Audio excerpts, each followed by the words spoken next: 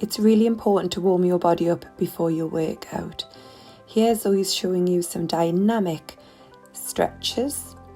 She's doing some simple shoulder rolls, taking the arms backwards and then reversing the motion, taking the arms forward as well.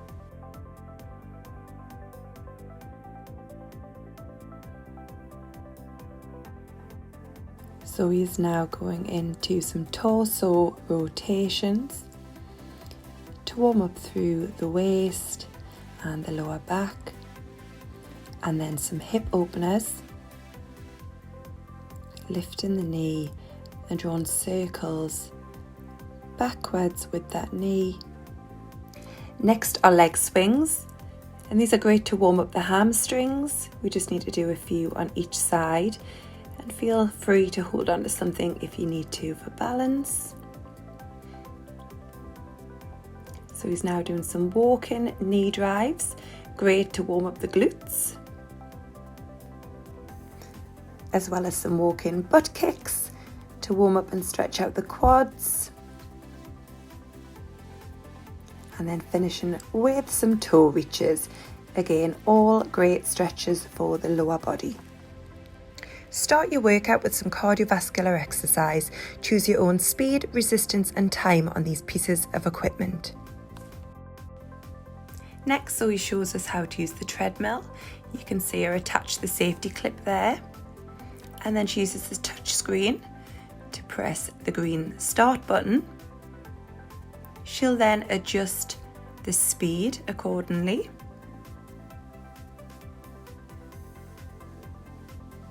No need to go too fast, just start with a nice easy walk, and you can hold onto the handle if you're feeling a little bit unsteady,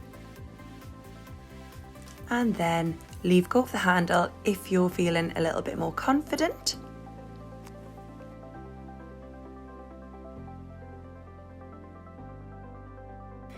Zoe now takes the incline up just a touch because she wants to walk a little bit uphill. This is great for those of you who don't have any knee issues. And it looks like she's increasing her speed a little bit as well because she wants to take it to a little jog. Notice how Zoe keeps the arms close to the body and drives the elbows backwards and forwards as she jogs. There's no set speed or time you should spend on the treadmill, just working to your own level of fitness. As you come to slow down, you can slow the speed down on the touch screen, or if you need to stop in an emergency, press the red button in the middle of the treadmill, which will stop you quickly. Next, we move on to the rower. Zoe's tightening her feet safely into the rower, and she's choosing an option on the screen that says just row. So she holds the handle of the rower, and as she extends her legs, she pulls the handle in towards her tummy. Notice that her back is really nice and straight. She's thinking about her posture. As she extends her legs, she leans back slightly, tummy nice and tight, spine nice and straight, and she's drawn the bottom in towards the heels as she bends her knees.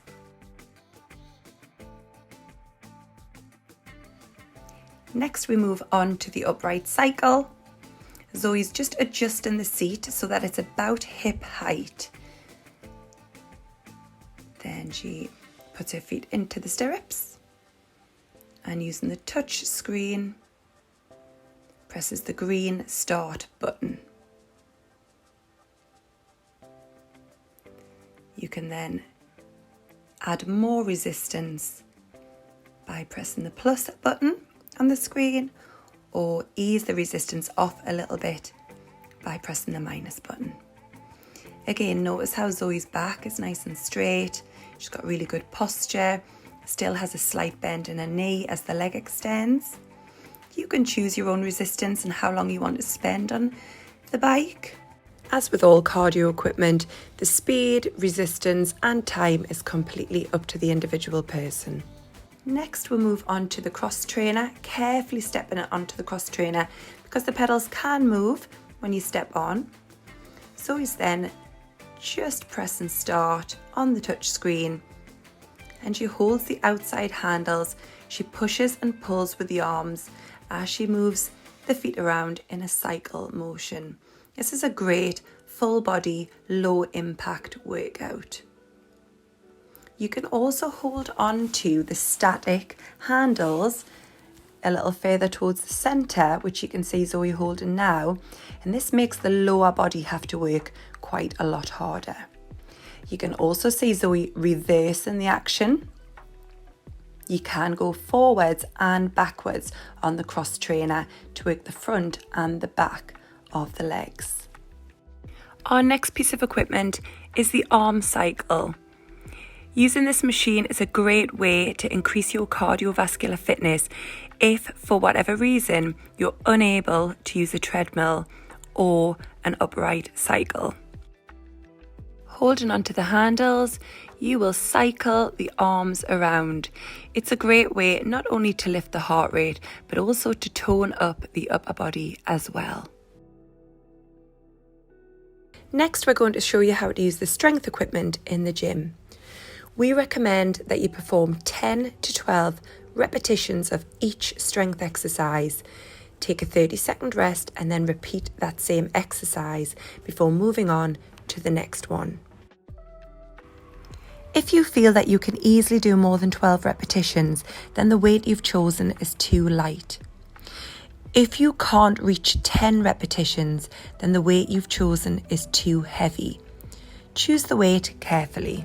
We're also going to show you an alternative way to use the same muscle groups if you don't have access to the gym machine. This could be because you're working out at home or because somebody else is using the piece of equipment that you wanted to use. Our first piece of strength equipment is the leg curl. After setting your weight, extend the legs fully and press the padded bar down. You're going to feel this in the hamstrings and the calves, which run down the back of the legs. We recommend you do 10 to 12 repetitions of this exercise. If you can do more than 12, your weight is too light.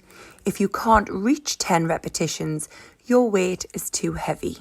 If you're unable to make it to the gym and would like to train at home and have some weights, this is a really good way to mimic the leg curl. You can see that Zoe's got a dumbbell between her feet and she's curling this dumbbell towards her bottom and then down towards the floor. The next machine is a really popular piece of equipment within the gym. It's called the leg press. Zoe sets her weight and then places her feet on the board, roughly hip width apart. She then extends her legs, pushing through the heels to work the front and backs of the thighs. You'll notice now Zoe was taking her legs wider. By taking the legs wider on this machine, Zoe is going to target the inner thighs a little bit more. We'd recommend 10 to 12 repetitions with the legs nice and wide, and then taking the feet really close together. You can work the outer thighs a little bit more, and you could also do 10 to 12 repetitions in this position as well. We now transition to a squat, which is a great alternative if you're unable to use a leg press machine. Here, Zoe has her feet narrow, mimicking the movement of when she had her feet close together on the leg press. She's holding dumbbells in her hand to add some extra weight. Next, Zoe takes the squat down with the weights between the legs, and notice how she's got her legs much wider now. And this again is to mimic the movement of when she had her legs wider on the leg press. Just like on the leg press machine, the wider squat will work the inner thighs a little bit more, and the narrower squat will work the outer thighs a little bit more. Our next strength machine is the leg extension, which targets the quadricep muscles, which are the muscles at the front of the thigh. After setting the weight, Zoe sits on the machine and places her legs behind the padded bar. She then extends the legs which forces the thighs to work hard. This is also another great way to work the thighs if you're unable to use a leg extension. So he extends the leg, lifts the leg and places it back into the starting position. This is an upper body exercise. It's called the lat pull down. After adjusting the weight, so he sits down, holds onto the handles nice and wide and draws the bar down towards the chest. Here Zoe shows a simple version of the lat pull down which can be done at home.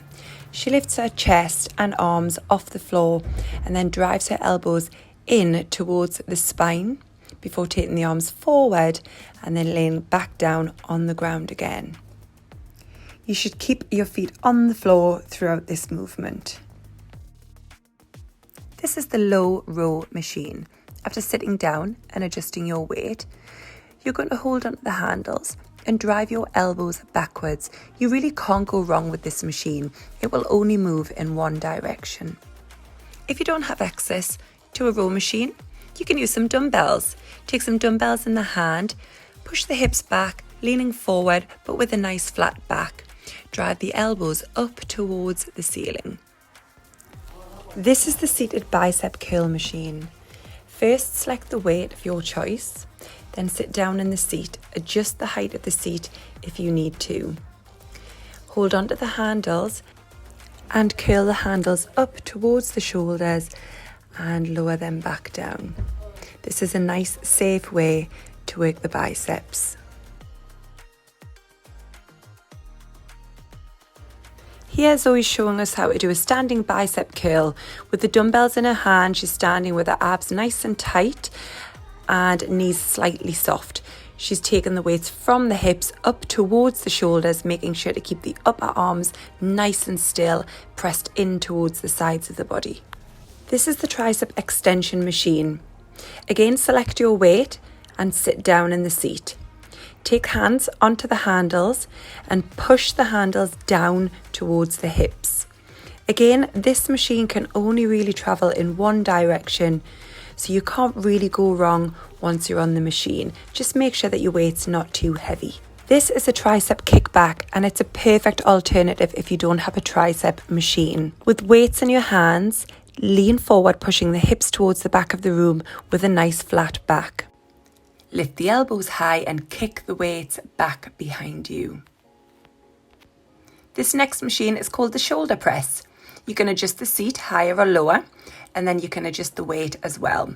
Holding onto the handles, press the weights above the head. You really can't go wrong with this machine. It only moves in one direction.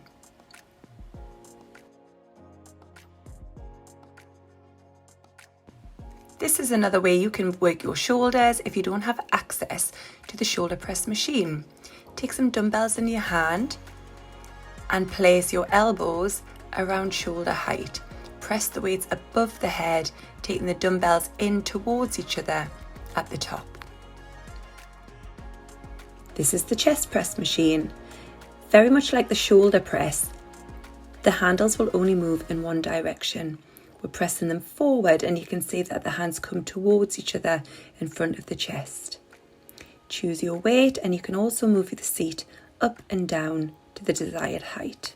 If you don't have access to a chest press machine, then a push-up is a fantastic alternative.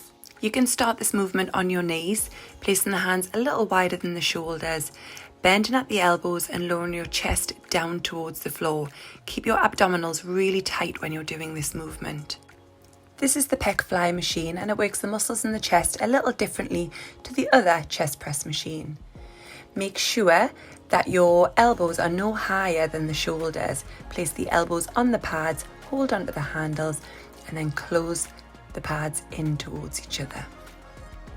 Here Zoe is showing a perfect example of how to mimic that machine standing using some dumbbells. She's doing the exact same movement, holding the weights in her hands. Always keep your abdominals nice and tight when holding weights, as this supports the lower back.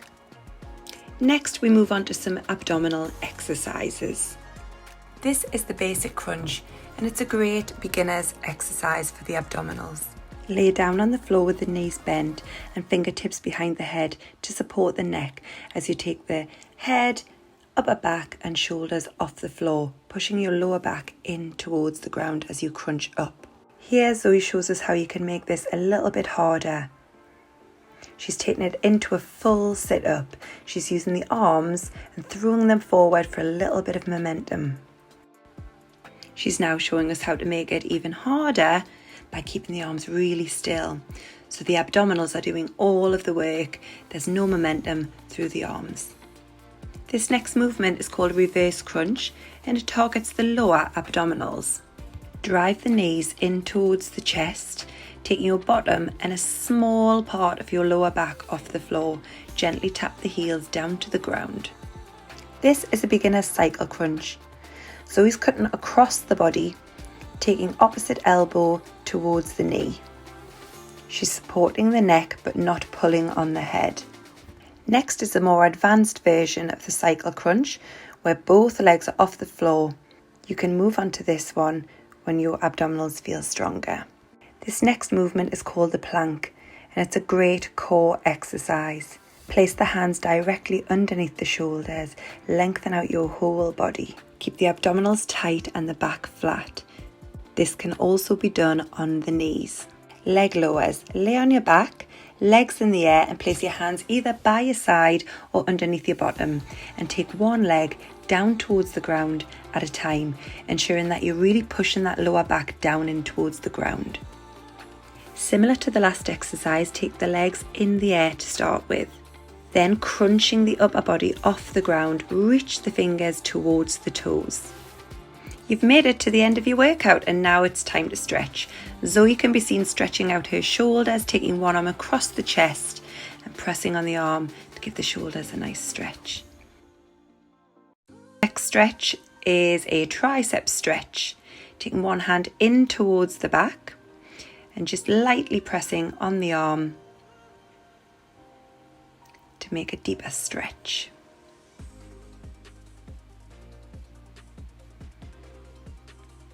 So he's stretching out her back and her hamstrings here.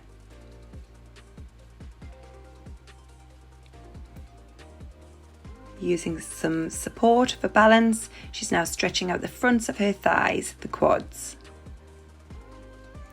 It's a good idea to hold your stretches for about 15 seconds on each side.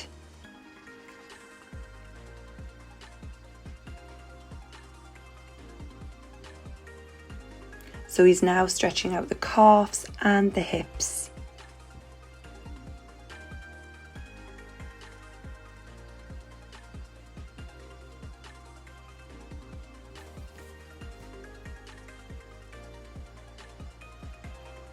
This is a hamstring stretch. So he's got one leg in front, nice and straight. And this, she'll be able to feel this all the way down the back of that straight leg.